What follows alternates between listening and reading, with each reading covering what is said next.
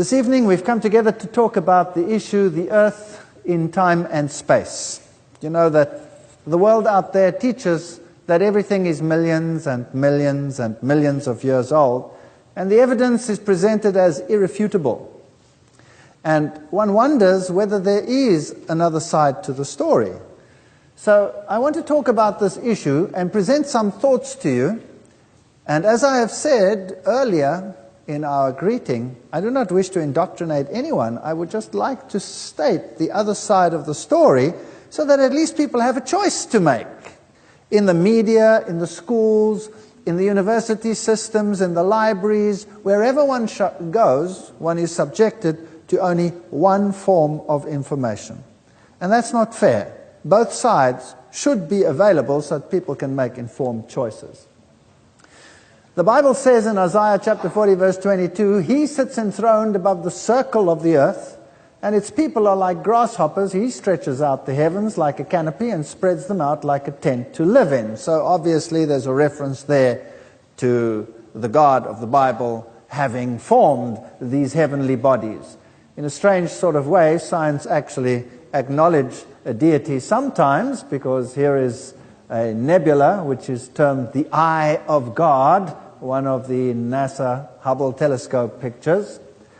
In actual fact, we are told that we are a rather insignificant planet in a rather insignificant solar system, in a rather insignificant galaxy, floating somewhere on the edge in an insignificant position of a rather gigantic universe.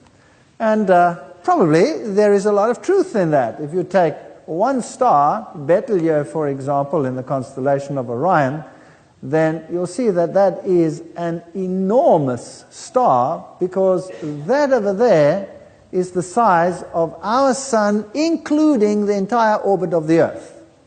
And that is the size it would be if it included even the orbit of Jupiter. So really, this is an enormous star compared to ours. So ours is really a very tiny object. The science literature will tell us how everything came into being, how the planets formed, how the early Earth formed out of particles and dust that coagulated. And one of the most prominent theories today is, of course, the Big Bang theory. So this theory tries to give a naturalistic view on the origin of things. And contrasting this, you have the idea that God created all things at some time in the past. Now, this is a very fascinating study, and one would like to say something more about it. Well, you see, the idea is that at some stage, everything that we see in the universe out there was concentrated in one particular point.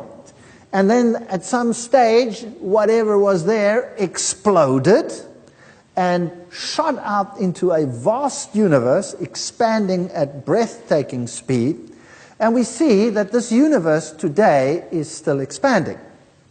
And what they do is they look at the light that comes from distant objects, and they notice what is called a red shift.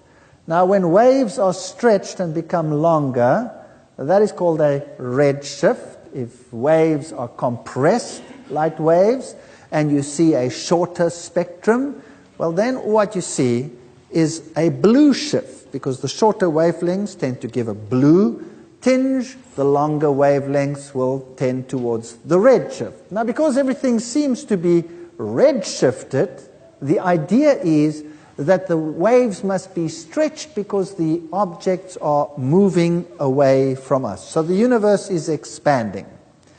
Now, if the universe is expanding, then it's easy to extrapolate backwards and to say, well, if it's expanding now, that means it must have been closer together in the past. And if it was closer together in the past, well, is it conceivable that it perhaps was so close together that everything was concentrated on one point? That's the basis of the Big Bang theory. Now, I'd also like to point out that there are approximately 125,000 million galaxies, each with some 200,000 million plus suns, and the distances are so vast that we cannot even imagine them in every single direction. So really, it seems as if we are a tiny, insignificant spot somewhere lost in space. Now, the story about this red shift and all these issues in space is very interesting. Psalms 8 verse 3, 4 and 9 says, "When I consider thy heavens, the work of thy fingers, the moon and the stars which thou hast ordained, what is man that thou art mindful of him? O Lord, our Lord, how excellent is thy name in all the earth." So the heavens are supposed to tell us something about the magnificence of God, according to the scriptures. Now, if you look out there into space, you will see huge concentrations of stars. And this is basically a problem. You see, if the universe was at any stage contracted onto an infinitesimal point, and it then exploded, poof, and spread out into the vastness of space, then you would expect that this matter would be uniformly distributed. This is called the cosmological principle. Uniform distribution of all that there exists in this vast universe. But you don't see that. In actual fact, what you see is a concentration of material in clusters and groups in various places. Also, what you see is spiraling galaxies, huge galaxies and super galaxies clustered together, spiraling around each other. And you would not expect that. You would expect a uniform distribution of matter. In actual fact, you wouldn't expect anything.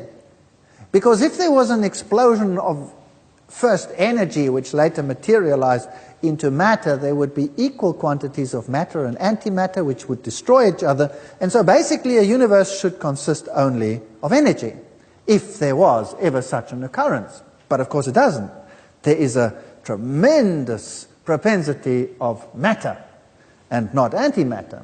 Nehemiah chapter 9 verse 6 says, "You alone are the Lord. You made the heavens, even the highest heavens, and all the starry host, the seas and all that is in them. You give life to everything, and the multitudes of heaven worship you." This is in total contrast to a naturalistic idea of origins. Now, so according to the Big Bang Theory, the universe was created between 10 and 20 billion years ago from the random cosmic explosion. That's the basic idea. And Alan Guth and Steinhardt in Scientific American in 1984 wrote, "The observable universe could have evolved from an infinitesimal region," that means a dot, maybe smaller than a dot, maybe some conjecture smaller than the size of an atom. It is then tempting to go one step further and speculate that the entire universe evolved from literally nothing. That's rather interesting. This is a scientific statement made by scientists in a scientific journal. And the idea seems to be that everything was concentrated in a dot, exploded, and this explosion came from nothing and created everything. So the philosophical assumptions you have to deal with are, firstly, a general relativity and the cosmological principle. And that basically says that everything should be spread out evenly if ever anything did materialize. But it's not the case. We see everything concentrated in clusters. And this is problematic. As the professor of astrophysics at Nottingham University admits, we're lost. The foundations of the Big Bang model would crumble away. We'd be left with no explanation for the Big Bang or galaxy formation or the distribution of galaxies in the universe. So there are scientists who are saying, why is this matter not uniformly distributed? And then there's another problem. The Big Bang also violates the law of conservation of angular momentum. Now let me explain that. You see, everything is turning around. When you look at our solar system, the planets are moving around the stars, the moons are moving around the planets, everything is moving in circles. Now, if there was an explosion sometime in the past from a center, and this explosion went poof in every single direction, then whatever shot out from there shot out in straight lines in every single direction. But that's not what we see. You see, we see angular momentum, not linear momentum. We see everything going round and round and round and round. So now the question is, how come it's going round and round instead of the other way around? The fact of the matter, it is going round and round and round. So the idea then came to mind, well, there is one possibility that could explain why everything is going round and round. Maybe that original dot was also going round and round. Does that make sense? Now, if you can imagine a bunch of kids sitting on one of those merry-go-round things in a fun park. And this thing is going round and round and round and round and round and round and round and round at speed. If that thing happened to go so fast that the kids later hang on and centrifuge to the outside, and then go so fast that the kids actually lose their hold and go flying off, then the law of the maintenance of angular momentum says that they will be spinning while they fly off in the same direction as the object was spinning originally. So if it was going clockwise, then they will spin off clockwise. Does that make sense? So that can explain why everything is going round and round. Because maybe originally the dot went round and round. And yes, everything is going round and round, and that needs to be explained. And wherever you look in this vast space, you'll find things going round and round. And as science has said, they will be flying off in all the various directions. Amos 5 verse 8 says, "Seek him that makes the Pleiades and Orion." It's interesting that it names these two star systems. And the Pleiades, or the seven sisters, is what is known as a bound cluster. That's very fascinating. Can you bind the chains of Pleiades? Can you keep them together? Which is what science has recently discovered, that it in fact is a bound cluster. That means the gravity within the system is equal to the force that wants to separate them, so it stays together. In contrast, loose the cords of Orion. The systems in the belt of Orion are flying apart at breathtaking speed. Fascinating that that should be in Job 38 verse 31. But the general principle is that things seem to be moving apart and moving round and round, sometimes in intricate patterns. But the problem is the globular clusters and the concentration of the matter in the universe, which should be uniformly distributed, but is not. Even Einstein recognized this problem and came up eventually with ideas to counter it. But they're theoretical and not practical solutions. So this law of the conservation of angular momentum, what does it mean? Everything in the universe is spinning. Planets, stars, galaxies. It would take an enormous amount of energy to start a planet spinning, something that's called inertia. So advocates of the Big Bang theory propose that the singularity, that little dot, blew up and the Big Bang was spinning before it exploded. Thus, everything within it was spinning as it flung out. But now there's a problem. However, some galaxies, some planets, for example, Venus, Uranus, Pluto, many moons are spinning backwards. That's called retrograde motion. It's going the wrong way around. Some moons even have a retrograde orbit around the planet, going the wrong way. Some are going this way and some are going the other way. Jupiter, Saturn, Uranus, Neptune have moons orbiting in both directions. Now, this is a serious problem. Here's a galaxy called NGC 4622, which appears to be rotating in the opposite direction. The whole galaxy going the other way around. Now, this is another serious problem. What do you do with all these things that are going the wrong way around? Planets and moons and all of these things that are going the wrong way around. What do you do with them? Well, the problem is that you would have to say something stopped the spin and put it in the other way. That would have to be such a force that would probably shoot the whole planet apart, and you would have to do it all over the place, even within the same systems. A highly improbable event.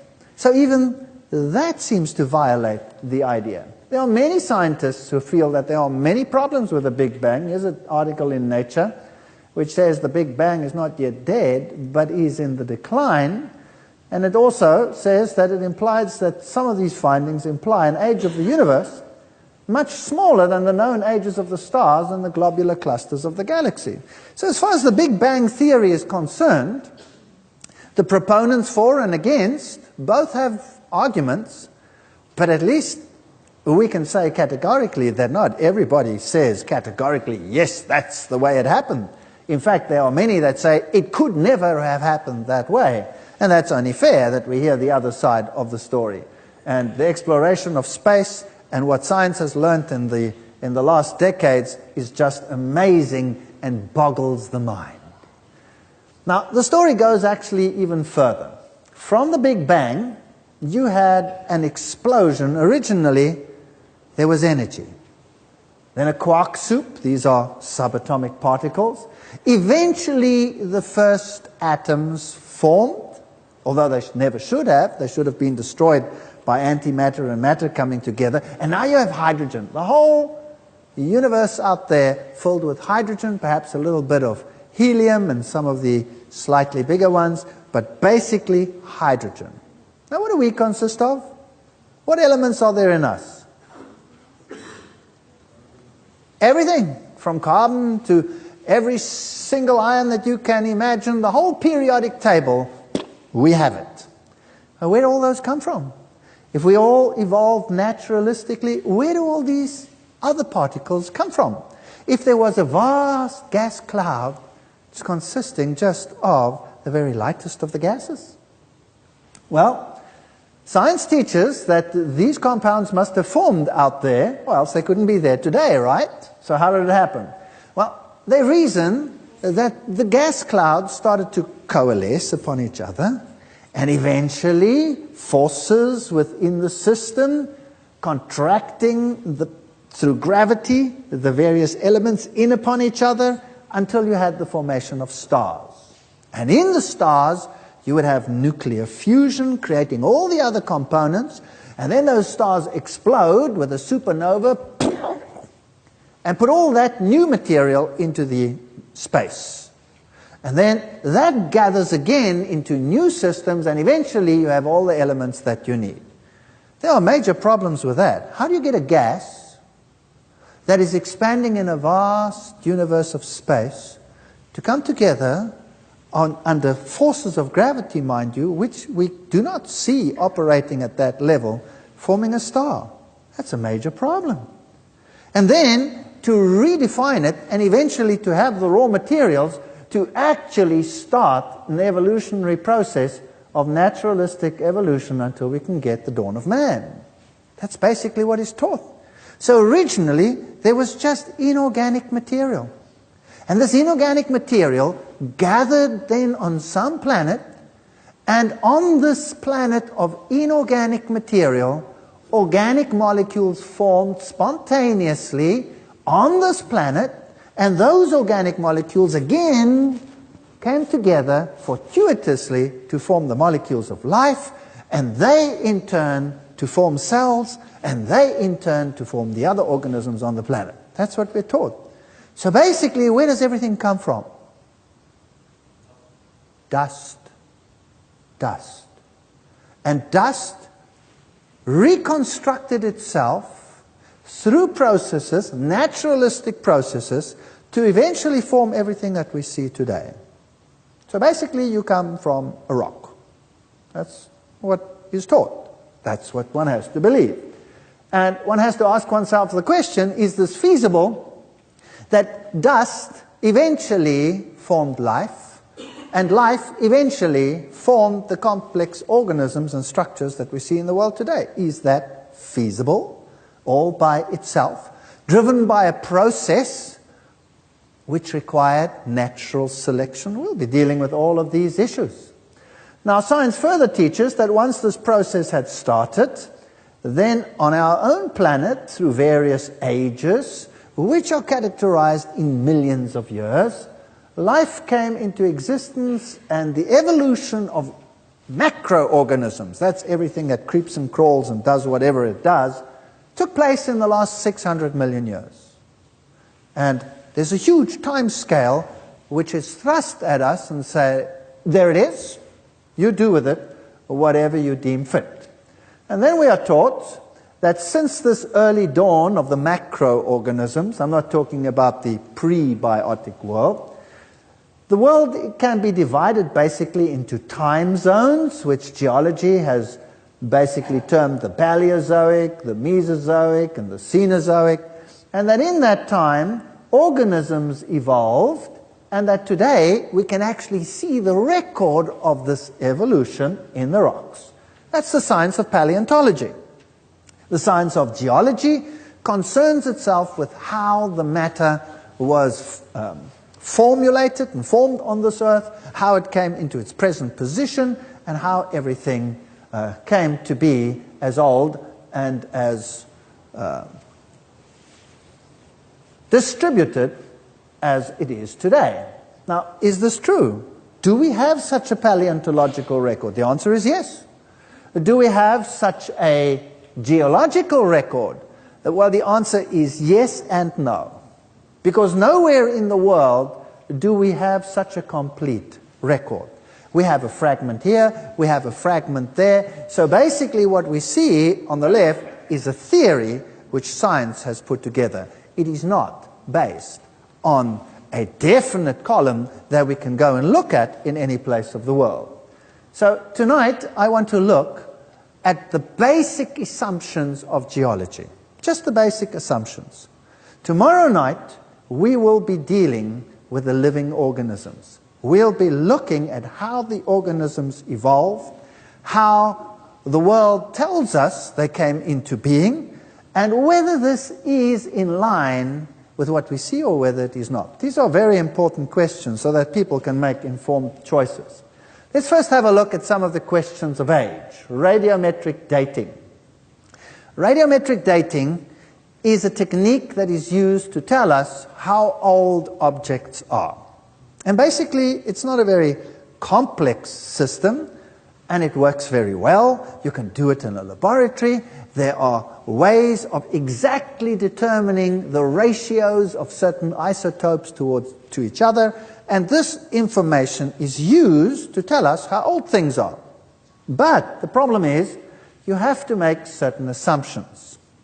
And let's just run through them. The first assumption you have to make is that the rate of decay and half-lives have remained constant over time. Okay, basic principle.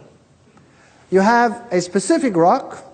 In that rock, you have elements which decay by radioactive decay. For example, uranium-lead dating. You have uranium. You have a certain time in which it decays to a certain isotope of lead, and after X millions of years, you have half the amount of uranium as you had before. Over the next same time period, again, you have, another loss of half the material. We call that a half-life. And so you can determine, by determining the ratio of the one to the other, how long this process has been going on. But you would have to know that the rate of decay and the half-lives have remained constant over time. And there is evidence that it has, and there is evidence that it has not. So both sides of the story can be found in the literature. The second principle is a very simple one. If I want to know how old something is, then I must be sure that the clock was set to 0 when the material was formed. All right, that's very simple. How do I know how old any one of you are? What basically do I have to know if I want to know how old any of you are? I must know when you were born. Isn't that right? I must know when you were born. So if I have a birth date, well, then I can work it out. This individual is X number of years old. How old are you the second that you are born? 0. In fact, somebody stands there with a stopwatch, and the time you are born is registered, tick, And after 5 minutes, Daddy walks out with the child in his arms to show whoever's watching and says, my baby is how old? 5 minutes old. So I have to have a birthday. So now, if I want to know how old the rock is, how do I know when it was born? No, if I wasn't there to see it born, sometimes you can be there. If volcanic material comes out of the earth, you can see that it's born kind of now. You know what I mean? But rocks that are supposed to be ancient, I wasn't there, nobody was there. How do I know when they were born? I don't know when they were born. So I have to use a supposition. I have to say that when the rock was born, the clock was set to 0. Now the clock consists of one isotope changing into another. So I must assume that when the rock was born, only the parent isotope was there and none of the daughter isotope. That's 0 reset, isn't that right? Now, is that the case or is it not the case? The answer is that the literature abounds with cases where it is not the case. Where, for example, volcanic ejecta comes out of the rock right now in Hawaii or in New Zealand, and you measure it, send it to the laboratory for dating, and it can measure anything from a few million to hundreds of millions of years old. Now, if that is the case, then is the clock set to 0, yes or no? Obviously not. And if the clock is not set to 0, then how much faith can I have in the dating system? Here's another problem. We are dealing with a closed system. Obviously. If I'm going to determine ratios of one to another, it must be a closed system. Can you imagine, here in the front, I have a timer, a sand timer. You know, like an egg timer? Imagine it standing in the front here. And I turn it, and all the sand is on top, and in the bottom I've got lines indicating the minutes. And after 1 minute, the sand has come down and filled it up to the first line, and I know 1 minute is gone. After another minute, the second line. After a third minute, the third line, etc. That's how the clock works. Now, what if there was a hole in my glass at the bottom? And as the sand came in, some of it escaped from the bottom. Would my clock be accurate, yes or no? No, it would not be accurate. Same with a rock. If I'm dealing with a rock, and the elements inside that rock somehow were able to escape a hole in my clock, would I be able to use that sand in there as a time mechanism, yes or no? No. Question. Does lead, for example, dissolve in acid water, in rain, yes or no? Absolutely. That's why we have heavy metal pollution in our rivers and in our lakes, right? So, if it rains and water falls on the rocks, and the rocks are porous and the water goes through, can I wash out some of the elements, yes or no? Obviously, yes. I mean, that's how mountains work. They soak up the water and they form huge reservoirs of water because they contain them and soak them up like a sponge. So here are mechanisms of taking out the isotopes. So basically, I cannot guarantee that the decay has been the same. I cannot guarantee that the clock was set to 0 when the material was formed, because it's not set to 0 even today. And I'm not dealing with a closed system, so how good is my clock? Frankly, my clock is useless. Totally useless. The scientific method of determining one isotope relative to the other may be perfect. That may be so, but it means nothing in the light of these points. So when somebody tells me, how old is something? Then how old can it be? As old as you would like it to be.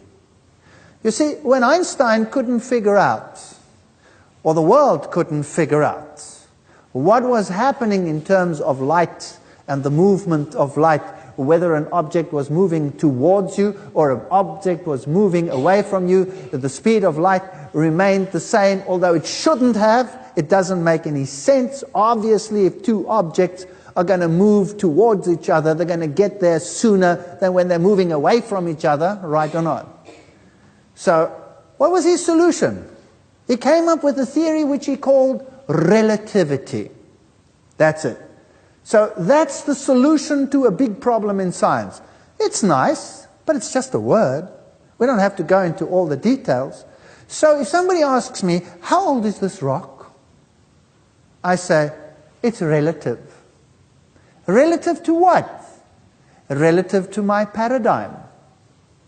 Relative to my way of thinking. If I believe this rock is young, there is nothing that you can do to prove that it is not. And if you want to believe that rock is very old, there's nothing that I can do to prove that it is not. So believe it if you want to, that it's billions of years old. Or believe it if you want to, that it's a few thousand years old. There is nothing that stops you from believing what you want to believe. Nothing. And no matter how much arm wrestling science does with you, to tell you that you must believe that it's old because that is their paradigm, tell them it's relative. You can believe whatever you want to believe. There is no evidence, impelling evidence to force you to change your mind. You don't have to. Having got that out of the way, and please, I'm not saying you can't believe what you want to believe. I'm saying you have freedom of choice to believe what you want to now. That's all. That's all. So I'm not running anyone down. Now, let's have a look at these rocks. Science teaches that each one of the rock layers that we find in the geological column, which is something that doesn't exist anywhere on this planet in toto, each one of these once represented a time gone by, sometime in the distant past, when each one of those was the surface of the earth, and life was enacted on each one of these very much like it is enacted today. So today we have cycles of rain, we have cycles of weather change, we have all these cycles, we have cycles of erosion, we have cycles of deposition. Everything that happened in the past is the same as what happened today. So obviously, it is logical to say that the bottom layers will be the ones that were there first. Then came the next stage, then the next stage, then the next stage, then the next stage. Or we could say that this is a layer of material, then another layer of material, then another layer of material, and then another layer of material. See the difference? It's not very big, except for what? Except that science attaches great time to each layer. Does that make sense? So science says each layer represents a huge block of time. So when you take a layer away, what are you taking away? A huge block of time. Whereas if you say each layer is just one layer of mud on top of the next layer of mud, and you take one away, all you are taking away is a layer of mud. There's a difference in the thinking there. So let's think about that. So science teaches, okay, the first layer is at the bottom, that's the oldest one, then came the next one, then came the next one, then the next one, then the next one. That's called superposition, one on top of the other. It's very logical, makes perfect sense. And then we are told that the oldest layers have organisms such as these, so that's obviously what lived then. And if you go a little bit higher, into that layer over there, the Ordovician, then you had creatures like this. If you go a little bit higher, you come to the Silurian, you have creatures like this. Go a little bit higher to the Devonian, well, then you have fishes and all kinds of things. If you go a little bit higher, you come to the Permian, you have the first land plants and all these interesting things. And then these huge trees, then you come to the Triassic and the Jurassic and the Cretaceous, and you have these wonderful dinosaurs and all these interesting creatures. Then you go a little bit higher, then you come to the Cenozoic, and then you get all the mammals. And that's how evolution happened. So you started with these marine organisms, and then you went up through the fishes, eventually to the frogs and the reptiles, and etc. Now we're not going to deal with the animals tonight. We'll deal with them tomorrow. Let's just look at the rocks tonight. Now rocks are never as interesting as animals. So tomorrow obviously will be more interesting. We'll look at dinosaurs and evolution of creatures and all of these things. But rocks are what you have to walk on, right? So they're important. If you were not on a rock, you'd be in trouble. Now the Bible has a totally different story. The Bible tells us that at some stage there was a flood. The Bible says that this flood lasted 1 year, 17 days. That's kind of strange. Most people think flood, it rained 40 days, 40 nights, and it was all over. No. That's not what the Bible says. The Bible says it rained 40 days and 40 nights. The Bible says the waters of the great deep broke forth, and the waters rose for some 5 months. Then they started to decline, and after 1 year and 17 days, Noah could leave the ark. Now that is decried a fairy tale today. A very strange little story, an allegorism, just to keep people happy. And makes a nice children's story. But in any case, that's what the Bible teaches.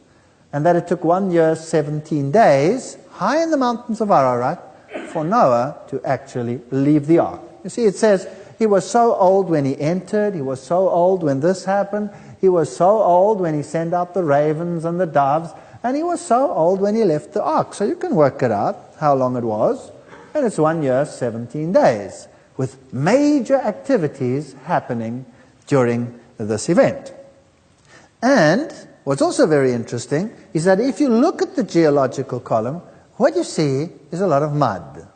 And mud happens in what? Happens in water. So if you go to the Grand Canyon, for example, and you look at the various layers, then yes, what you see is one layer on top of the other. Now remember what science teaches. That was once the surface of the earth, followed by that one, followed by that one, followed by the next one, etc., all the way along. When you look at those layers, can you see that they're all nice and flat, and that the contacts between them are perfectly flat? You see that? Absolutely flat. It's like the world was, and then came another world time period and went, then came another world time period and everything very flat. Huge flat layers, one on top of the other. So there you can see them very nicely. 1, 2, 3, 4, 5, etc. They're all nice and flat. And the contacts between them are very flat. Now remember what science teaches. Each one of them was what? Once the surface of the earth. Okay, let's go down into the Grand Canyon. And you'll come to something which they've called an unconformity. This is what the geologists have placed there. And an unconformity is a very interesting thing. Here is where it is, they say. What is an unconformity? Well, I've told you before, nowhere do you find the whole column in one place. So some places there are pieces missing. And here's one of those. So here are 2 ages, but a rock layer that should be there here in the Grand Canyon is absent. Now, there are 2 possibilities. The mud is missing, or 2, the time is missing. Are you with me? Now, if you say the time is missing, then they'll say, whoa, here's the problem. Time just doesn't go away. So obviously the time must have been there. So science teaches, this is what happened. Well, obviously what happened here is the layers formed, and because time is an essence, the missing layers must have formed, because that time was there, and then there must have been some rapid erosion here, and they were rubbed out. Away with them, and another layer deposited on top, and voila, we have 2 layers with a piece in the middle missing. No patty between the 2 burger rolls. Nothing. Just gone. Now, that's fascinating.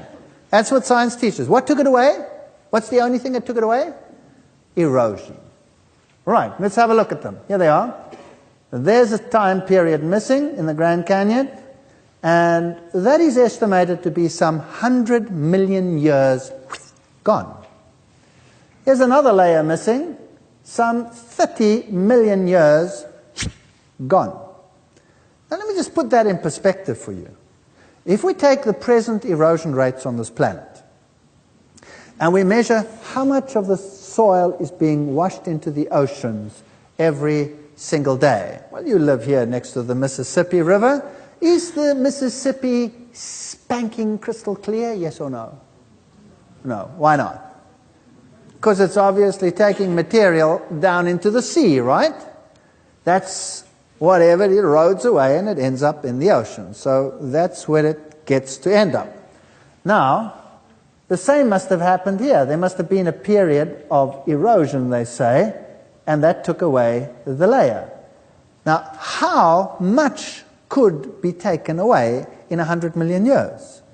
Well, did you know that at the present rate of erosions, if we take the lowest level for the United States, which is about 6 centimeters of Earth's surface every 1,000 years, the highest being in the Himalayas, some 2 meters gone every 1,000 years, then it would take just 10.2 million years to wash away the entire continent into the ocean using the lowest level. So 100 million years, that's enough to wash the entire continents, present continents, into the oceans at least 9 times over. That's quite extraordinary. Okay, here you have these flat layers with these contacts missing in between. 12 million years missing between those layers over there. 12 million years. That's enough to wash the entire continent into the ocean once over. And it's a huge area stretching over all of that. And between the 2 layers, this one and the one underneath it, just nothing. Gone. Although we have evidence of a lot of water rushing, that should have left some erosion. Look at these contacts. Flat. Time missing. Time missing. Absolutely flat. Here you have 20 million years missing between this light one and this dark one. 20 million years gone. Flat. What happened?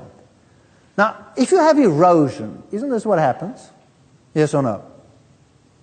Doesn't erosion make valleys and ravines and things like that? Here are 3 layers taken in Africa on one of the mountain ranges there, the Cedarburg, very beautiful area. And look at them. There's one layer, there's another layer, and there's another layer on top. Let me give you another picture. There, on the left. Look at them carefully. A layer at the bottom. Now remember, what does science teach? This was once the surface of the earth. There's the contact between them. There's the next one. There's the contact between them. Now, millions of years later, there's the next one. That's now on top. So that's getting some erosion exposure. Can you see how nice and flat it is? Is it flat, yes or no? No. It looks like this. Up, down, down, whatever. Why? Because erosion washes it out like that. So now if I put another layer on top, let's say all this went under the ocean and I put another layer on top, would the contact be zip, or would it be yep, yep, yep, yep, yep, yep, yep? What would it be? What do you say? It certainly wouldn't look like that.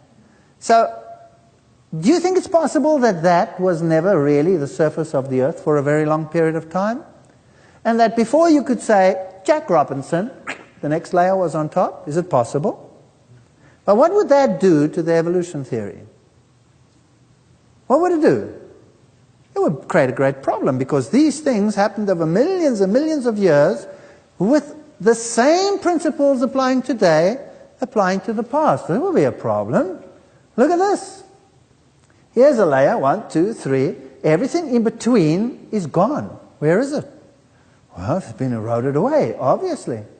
All right, so if I put new layers on top, I certainly shouldn't get flat contacts. Shouldn't look like that. Erosion will have it look like that, right or wrong? And if I put a layer on top, it should look like that, right or wrong? But it doesn't. It looks like this. All right, now let's think about this. Let's say this is the Grand Canyon, and the black is one layer, and the red is another layer, but I know there should be a yellow because it was found in another area. But it's not there in the Grand Canyon. So what does science teach? It was washed away by erosion. Is that right? And therefore, millions of years of time cannot be found there. But the contact is absolutely flat, and it shouldn't. It should look like that. So now, here's another possibility. In actual fact, this wasn't time at all. These are layers of mud. There's one layer of mud, a missing layer of mud, and a red layer of mud. Whereas here we have a black, a yellow, and a red layer. Let me explain this. I have 3 buckets of mud here in the front. One contains black mud, the other one yellow mud, and the other one red mud. Now, I take this huge bucket that I have of black mud, and I go, whoosh, and I spread it all over this hall. And then I take my bucket of yellow mud, which happens to be a small bucket of mud, and I go, whoosh, and I just spread the front here with my mud. And then I take another big bucket of red mud, and I go, whoosh, and I spread it over the hole. Now I have, in the front here, eventually when it dries, I make a cut. How many layers have I got? 3. In the back there, I make a cut. How many layers have I got? 2. Aha! So in the back there, obviously what happened is millions of years of erosion took the middle layer away, right? Right? Or would you perhaps agree with me, I didn't have enough mud to get to the back?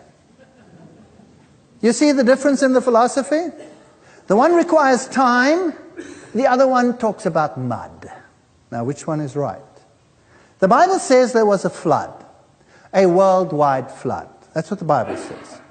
Now, if that is true, you would expect a lot of mud on earth. And do we find a lot of mud on earth? Yes. Everything is mud. Marine sediments here on this earth. Where should they be? In the bottom of the ocean. There's not enough there to account for any of this time that has gone by. It's all sitting on land, which is all kind of upside down. Now, here are some scientific publications. 20 million years of weathering and erosion under varied conditions. And then he says, the survival of these paleoforms is in some degree an embarrassment to all the commonly accepted models of landscape development. Here's a scientist that says, you know, we have a problem.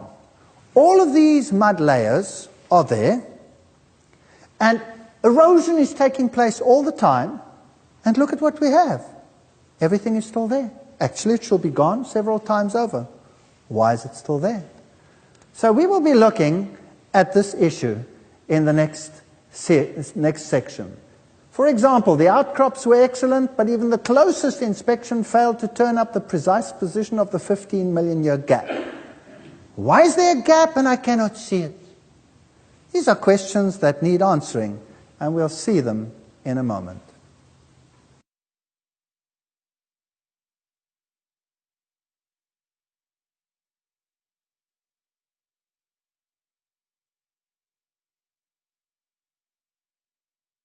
In our previous section, we talked about these incredible flat layers and the gaps missing between the rocks.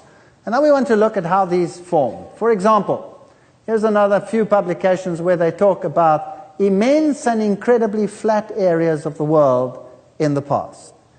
Here is a formation where we see coal seams in rock. Notice that the coal seams are also incredibly flat.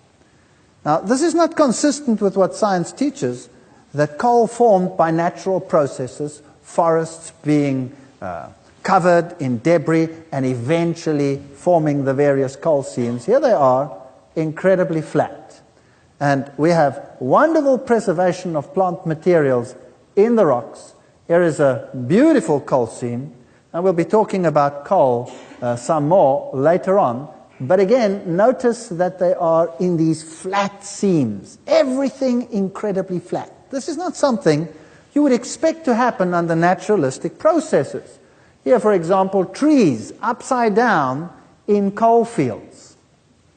Another important discovery is that there doesn't seem to be any evidence of subaerial exposure.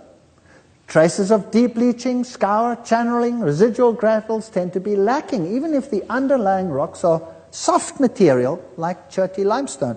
So, if there was erosion between the layers because they were the surface of the earth, why don't we see it? There's no evidence of it. It just doesn't make sense. This is what we call a turbidite. Now let's have a look at an alternative model. This is what is an underwater mud flow. You know, when water is muddy, we say it's turbid water. It's muddy. Now, a turbidity current is an underwater mud flow. Now, in 1929, there was an earthquake in North America, and a piece of the continental shelf broke loose, and it roared under the ocean, breaking cables as it went, so they knew exactly how fast this mud was going. It was just going at a tremendous pace. After 3 hours and 3 minutes, it was 300 miles out to sea.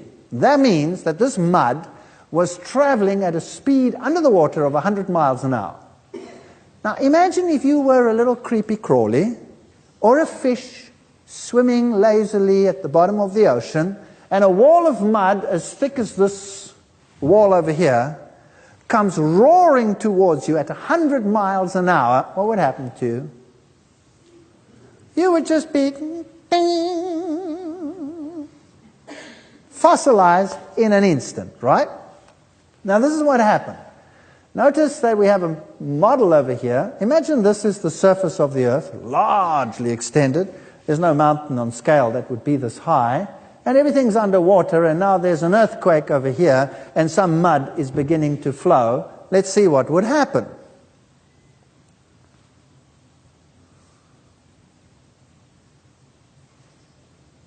There it flows.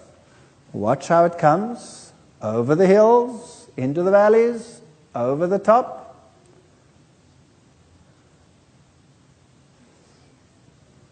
And then it's going to settle down. And notice what it does. It's very interesting. It fills in the valleys while forming a layer over the hills. And this is soft mud, soft mud. Now we're going to put another layer on top of this while this is still soft mud. We're not going to stick around for a few million years waiting for this to turn into stone, okay? We're going to do it right now while this is still mud. We'll have another earthquake in another place with a different color mud, and boom, there it goes. Watch how it comes around the corner, swirls clockwise. Do you see that? Goes down the hill, up the other side, and does the same thing. Now, do you think it's possible that you could whip some of the bottom mud into the top mud layer when it goes around the corner like that? Do you think it's possible? Possibly, yeah. Here's another one. Look, wham! Take some of the bottom layer, put it in the top, maybe. And then you settle down. And we're not going to wait a million years. We'll just let it settle. And then put another one on top. Notice the valleys are getting fuller and fuller and fuller. By the way, that's what it looks like at the bottom of the column. Between the Cambrian and the Precambrian. That's what it looks like. Another layer.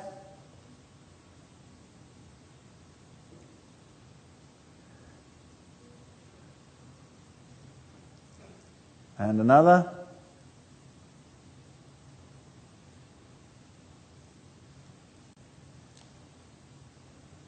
And another.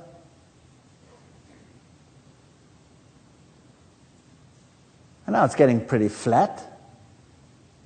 And now they're just rushing along nicely, one on top of the other.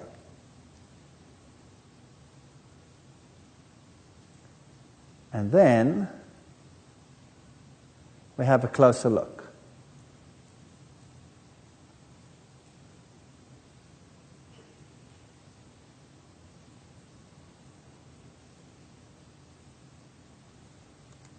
What do you see? You see one layer on top of each other, and what are the contacts like? What's the contacts like? Flat. And especially on top, everything is flat. And can you see that here and there for example, there's a little bit of mixing of the bottom layer into the top layer. Okay, if we go a little bit closer, notice what else we'll see. All right. If you look carefully, you will see that in this layer, from there to there, the coarser material, the heavier stuff, is at the bottom. Why? Because it's heavy and it settles out. And the finer material is at the top, because it's lighter. and it takes longer to settle. So this thing is graded coarse to fine, which is what happens in water. Now, if this layer had to form over millions of years with then a rain and then a drought and then a rain and then a drought and all these things happening, would the whole thing be jumbled up or would it be graded coarse to fine? It would be jumbled up. If it's graded coarse to fine from the bottom to the top, what does that mean? That this layer formed how? Boom. Catastrophically. All right? So if we go into nature and we have a look at them, here we are in the Swiss Alps, hundreds of these layers, one on top of the other. So it's just one after the other. Here we have some in Texas, and they've been lifted up. And you can drive to any of these areas in your country, you'll see beautiful examples. They were, of course, first flat, then they were lifted up later. These are all turbidites. How do we know? Because they're graded coarse to fine. Here are huge ones, big ones, showing tremendous activity. Here's another one. Notice the coarse material is at the bottom, then it gets finer, and then you have the fine mud over there. There are even some ripple marks showing that this happened underwater. And there's the next one, the coarse material to the fine material. Here's one in Australia. This one is in New Zealand, sorry. There you have the coarse material at the bottom. You'll see the pebbly, grainy stuff, the water lines, and then the finer stuff, and the next one starting on top. So how did they form? Slowly or quickly? They had to form just like that. These are mud layers that form just like that. Now, if you go to the Grand Canyon, you'll find a fascinating thing. From the bottom to the top, the whole canyon is graded coarse to fine. Wow. That means that the whole thing must have happened in a very short period of time. Now, the scientists will tell you, now, whoa, hold it a second. There are obvious regions in the geological column where we can say that this was a desert time period. How are you going to fit that into this watery situation? And they will cite areas like this in Zion National Park, for example. This layer, they claim, was a period of desert. And this over here is a desert dune. There's a problem here, because desert dunes never got to be this big, because they just cannot be that big in air. But underwater they can. And so they studied these in detail, and looking at the way in which it is laid down and how it is formed, they've come to the conclusion that after all, they were formed in water. So what happened? Let's assume you have a continent, and the mountains that are here today in the world didn't exist. Didn't exist. So it looked different, and you had huge inland seas and you had an ocean basin. And then something happened, and the whole continent was pushed under the sea. That means the sea would rush onto the land, and all the sediments in the sea would go onto the land. Then you would have the sediments of the ocean mixed with freshwater sediments here on the land. And then you do the reverse. You lift up the continents again, folding takes place, the mountain ranges form, and the new ocean basin forms. And the sediment that was in the ocean is now on top of the land, and you can see it in the mountain ranges and all over the place. And that's what it looks like. The sediment is on the land instead of in the ocean. Where should it be if the oceans have been around for hundreds of millions of years? Where should the sediment be? The bottom of the ocean. It's not there. It's on land. Well, that's very strange. Let's have a look at these layers. Here are two layers in the Grand Canyon. The one is called Coconino Sandstone. The other one is called the Hermit Shale. You can tell them nicely apart. They've got two different colors. And you can see some interesting structures. Boom, there's one. It's called the flame. Here's the one layer. There's the other layer. And here there's obvious mixing. Can you see that this one over here is as if it were whipped into the top layer? Can you see that?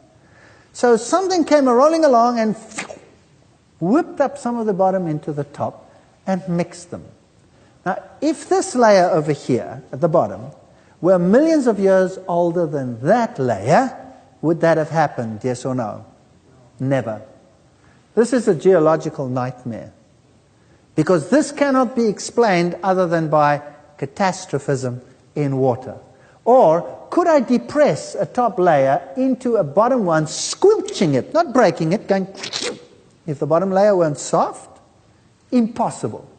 Could I fold mountain ranges like this or like this? Could I just take the layers and go like a bunch of layers of dough in a whatever donutty thing? Could I just go do that? No, unless the layers were soft. Now remember, science says each layer was the surface of the earth. Each layer constitutes millions of years turned into rock. How am I going to bend this without shattering it into millions of pieces? Impossible. Unless the layers were soft. So how does science solve this problem? I say, well, what must have happened is they were rock, but then there came a time of continental depression and it went down into the heat of the earth, and there it became molten. Then it was lifted up and folded. Hello, here's a problem.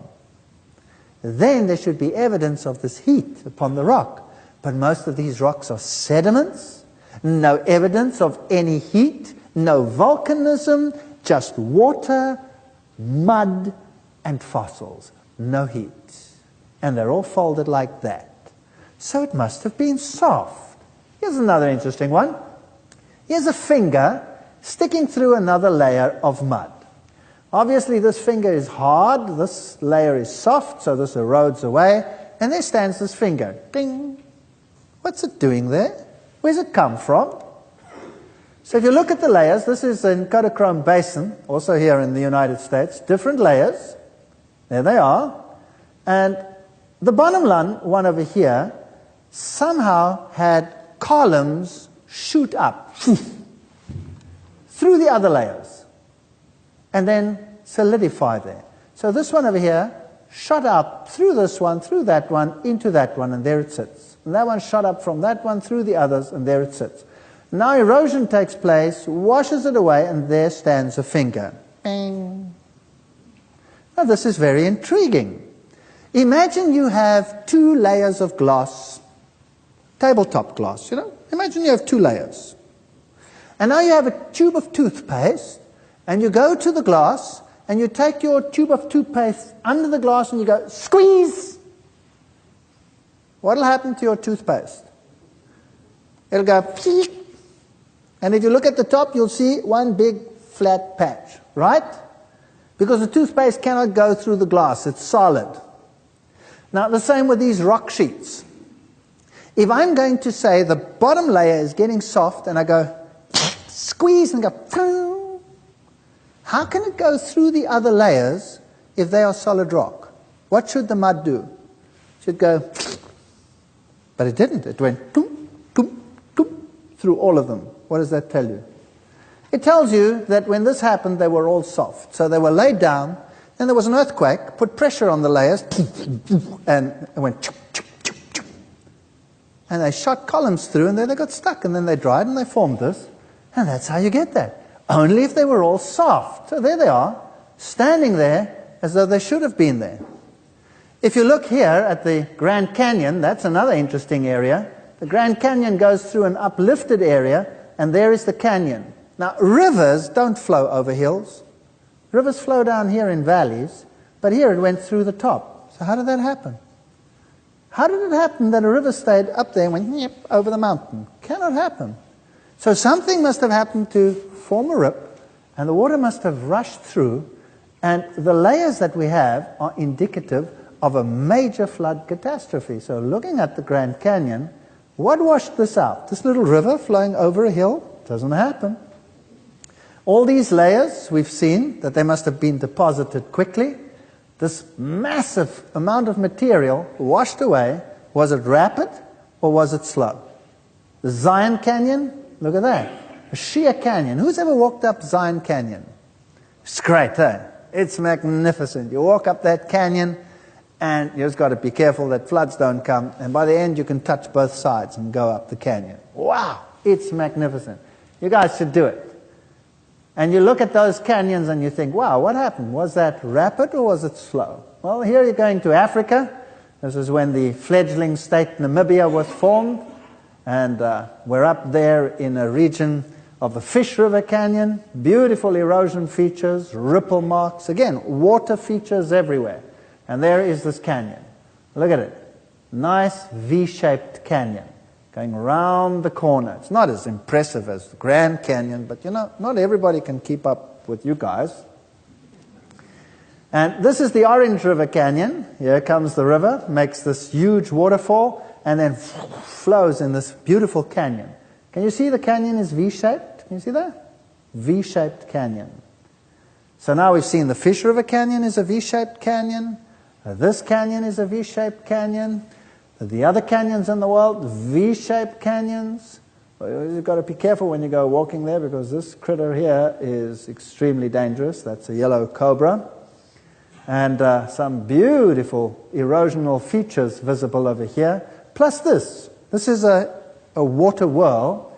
There's another one. So here something went, took it out when it was soft mud, or something else happened.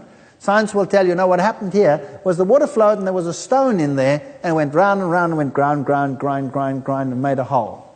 So there's a nice round hole. Some of them you can sit in like that. Some of them, like this one, are high up in a mountain. Did the water flow up there? That there are these round holes? Or is this evidence of a recent flood? Here is the Colorado River. Here you can see the goosenecks. Notice that it is V-shaped again.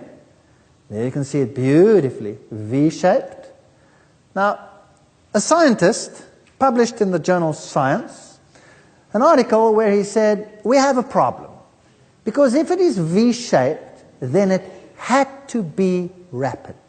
It could not have been slow, because slow undercuts and deposits. So all of these canyons must have occurred instantaneously, rapidly. So that was rapid, that was slow. So what washed it out? What happened? This is another canyon that formed instantly, Canop Creek, and you can see it's also V-shaped. That's a recent one that would washed out in modern times. This is Bryce Canyon. Who's been to Bryce Canyon? Wow, you guys must go there. This is a beautiful place. So you get up to this mountainous region, and you see this beautiful washed out area. Notice this massive washout. There's a human being as a scale. It's fascinating to see what happened over here. Everything in between is just gone, washed away. Everything in between. Erosion has eradicated it, leaving these magnificent monuments to some water activity. This is Monument Valley. Notice these mounds that stand in this valley. Now, once upon a time, these were all flat sheets, one on top of the other, and what has washed everything in between away? What does science say? Millions of years of erosion. But in actual fact, when you look at them, is it possible that it could have been rapid erosion rather than millions of years? There are the monuments, there they are. Everything in between is gone, and these stubbornly remain behind. Look at those two, standing side by side, like two cooling towers at some factory. Amazing. There they stand. Everything else in between is gone. Millions of years of erosion has taken it away, but these two are stubborn as goats. There they stand. We will not go with the rest. Does that make any sense? Or those are the Navajo twins, and everything else in between is gone. I'm going to take you to an area in Africa, and this is in Basotho land. And here is an interesting feature. This happened in one rainstorm. Notice that the rainwater came and washed away all the material, leaving a mound there, a mound there, a mound there, another one there, another one there, another one there, a couple over there, and a range over here. And that is what happened in one rainstorm. Now, why are these still there and everything else is gone? Imagine this. The water's coming along, washing away the soil. It's busy digging these channels, taking away the mud, and then all of a sudden the rain stops, and what happens? The water's gone. And before everything could be washed away, it dries out and leaves these mounds. Now, isn't that exactly what Monument Valley looks like? Yes or no? It's exactly what it looks like on a small scale. There's a little canyon that formed in just a rainstorm. There's another one. Notice the V shape, exactly the same. This is a beautiful area. This is the Cedarberg, and here the mountain is cut into columns. You can literally get into one of those columns over there and walk through the mountain. Spectacular. When you get in there, it's like a cathedral with huge arches hanging over you like this, and you can walk in this area under these arches, and there you can see the layers of mud. 1, 2, huge layers deposited, one on top of the other, with these flat surfaces in between. And as you look down these slits, you can see, there's a person walking, you can see right through them, and you literally walk up into this mountain. What washed that away? There's no river flowing there today. Either millions of years have taken away this area, or this happened rapidly, and this is a relic. Now also in these mountains you have this feature. Now this is the other way around. There you obviously had the slits going from the top to the bottom, but here you have something totally different. If you look carefully, you can see that this mountain is standing on pillars. Can you see that? And there as well. The mountain is literally standing on pillars. There's a closer shot. So basically what you're doing over here is you're not walking in a slit on top of the mountain, you are now walking under the mountain. You're walking through a chapel of pillars. It's called Town Hall because it's got all these pillars. Now this is weird. There's no river or anything there. What washed that out? How did this happen? And you have these huge mountain blocks standing on pillars. And everything in between is gone. And now you can walk through the mountain. Well, imagine this. Imagine you have these huge layers of mud, one on top of the other, covered in water, and suddenly this water drains off the land because the ocean basin is formed and the continent is lifted up. And this huge body of water just rips channels. And as the basins lower, the water level does what? Drops dramatically. So mounds of mud come up above the water level as the water level rushes down. And the water flows fast at the bottom, so fast that it starts doing what to these mounds? Undercutting them. Washing out channels in between, underneath. Eventually channels all the way through, and you have all these pillars and huge blocks of mud sitting on top of them. And then before everything is washed away and the whole lot collapses, what happens? The water is gone. And then it dries, and you have a whole mountain standing on pillars. So if you look over the edge where this water would have flowed, you see huge blocks of rock standing like this. But notice this. The erosion is at the bottom over here. There's no river flowing here. The erosion is at the bottom.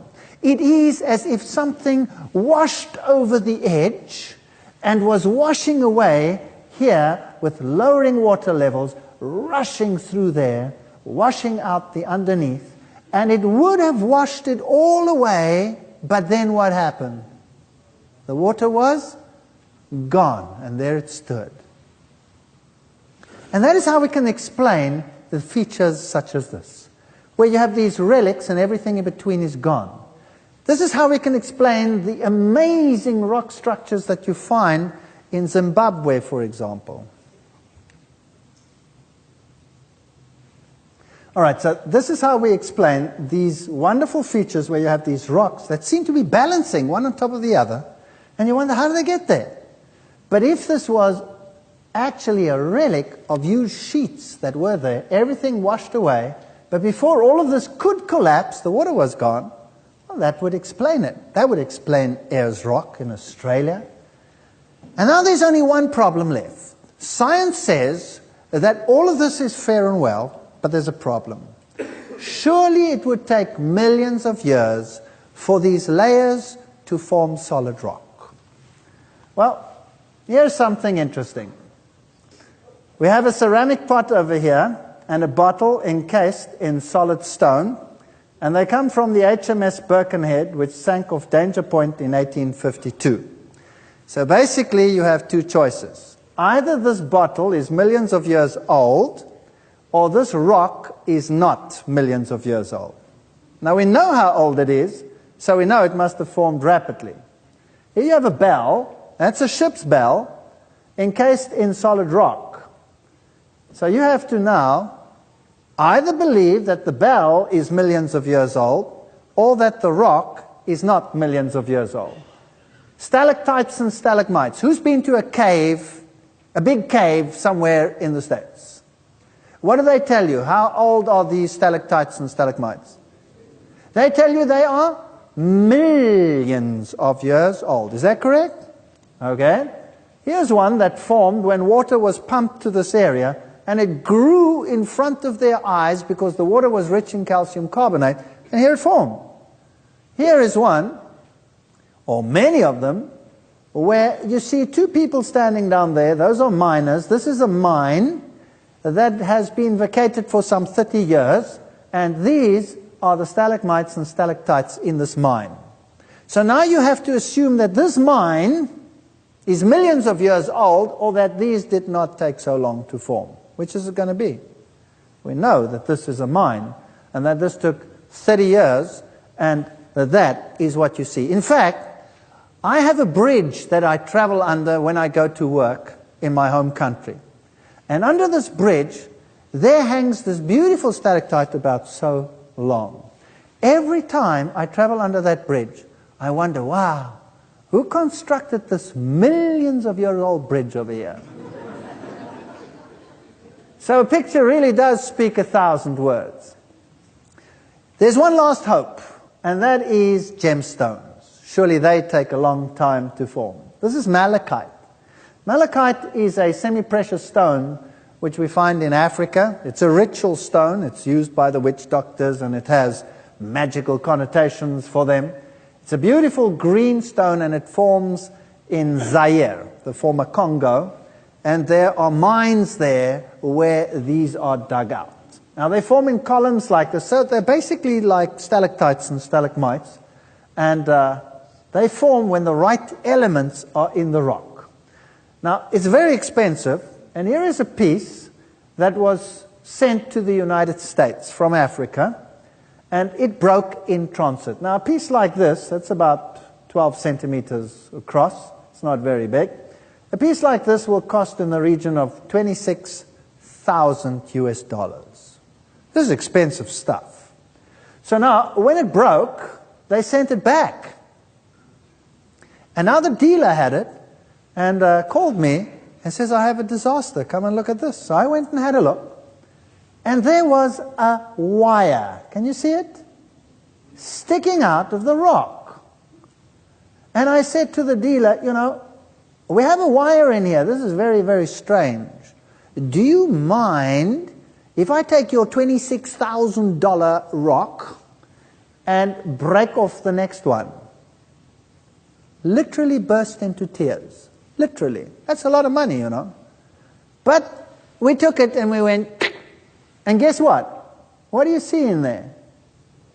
Well, let me go a little bit closer. What do you see down there? It's another wire. And if you look at the material, it's malachite. There is no crooking here. This is perfect malachite. So now you have an option. This wire over here tells you that wire has been around for millions and millions of years. Or there's another option. The miners might have discovered that if they put copper wires down and they let water run through the rock material, that this would act as a center for rapid formation and the stone would form quickly. So I said to the dealer, wow, where do you get this stuff? He said, I got it in Zaire. I said, that's amazing. Can you get any more? He says, no, they're out. I said, well, that's a great opportunity. Phone them. Ask if you can order some more. And he said, but they have none. I said, well, ask how long it'll take before you can get some more. So he found them, and he asked them when he could get some more malachite. And they said they were all out. So he said, well, how long would it take before you could send me another assignment? And they said, well, how big do you want it? That's a fascinating question, don't you think? How big do you want it? What has size got to do with what you find in a mine? And so I said to him, same size. Yeah, same size. So he said, well, about 12 centimeters by 12 centimeters. And they were silent for a while, and they said, we could probably find those in about 3 months. So how long does it take for this rock to form? 3 months. So do we need millions and millions of years for all of these features?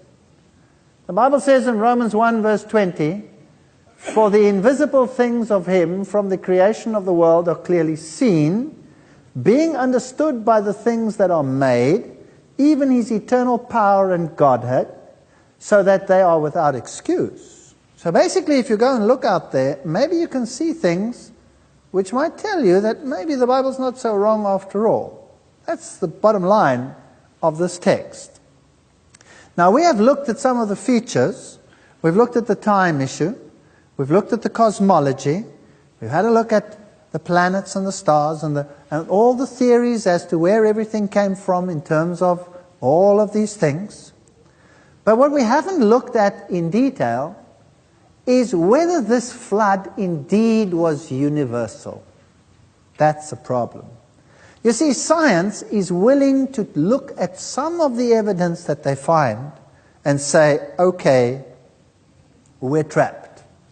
We admit it. There is a problem. But we will acknowledge only local catastrophes. We will say, yes, there is a possibility that that feature over there formed during a local catastrophe, and that one over there formed during a local catastrophe. But a universal flood, forget it. Why? Why is it imperative, and think about this, why is it imperative for science to deny a universal flood? Why? I'll tell you why. Because if there was a universal flood at some time in the not-so-distant past, and it destroyed all life on the planet, and then it was over, and you wanted to stay naturalistic, what would you have to do to evolution from that point onwards? You would have to start it all over again. Are you with me? So, it is impossible for modern science to conceive of a universal flood. Impossible. If there was one, big problem. Then the continuity of the geological record and all its fossils would be interrupted, cut off. And you'd have to start all over again. And that is inconceivable. So stick around for the next lecture while you take a short break, and then we'll look at the possibility of a universal flood versus science which says no universal flood. In fact, it may not conceive of a universal flood. That could be interesting. You stick around, because this is what your kids are being subjected to every single day in their schools, on their televisions, in the museums where they go to, and it is time you had a look at the other side of the story so that you can make an intelligent choice. Without two sides, no choice. All I'm saying is expose yourself so that you can either ridicule it or accept it according to your will. Thank you for listening.